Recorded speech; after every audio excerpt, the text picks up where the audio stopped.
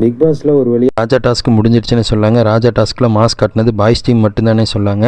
Boys டீமும் பக்கவாக plan பண்ணி விளையாண்டாங்க. அந்த பல்லாக்கு வந்து பாய்ஸ் டீம்ட்டு மாட்டிக்கிட்டு முழிச்ச மாதிரி தான் இருந்துச்சுன்னு சொல்லாங்க. அது கேர்ள்ஸ் டீமும் வாங்க முடியாமல் நம்ம ராணி அவங்க என்ன சொல்லியிருப்பாங்க, சாச்சனா தேவி என்ன பண்ணிட்டாங்கன்னா, இந்த மாதிரி எனக்கு அந்த பல்லாக்கே வேணாம், இப்படிப்பட்ட பல்லாக்கு எனக்கு தேவையே கிடையாது, அங்கே வந்து தான் நான் வந்து பன்னிப்பு கேட்டு தான் வந்து நான் எடுக்கணும்னா எனக்கு அந்த பல்லாக்கே வேணாம்னு சொல்லியிருப்பாங்க.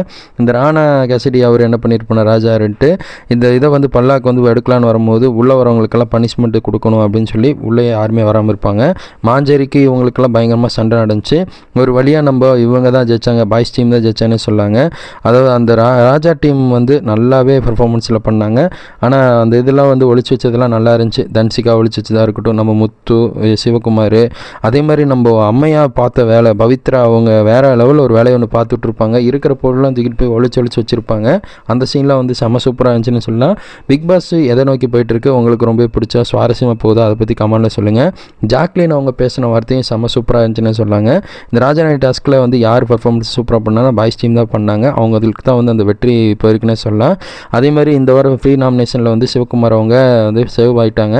யார் வெளியே போனால் நல்லாயிருக்கும், உங்களோட கருத்து என்னவாக இருக்குது, வைல்டு கார்டு என்ட்ரி இந்த வாரம் வந்தால் நல்லா இருக்குமா, உங்களோட கருத்தை கமெண்ட் பண்ணி விடுங்க.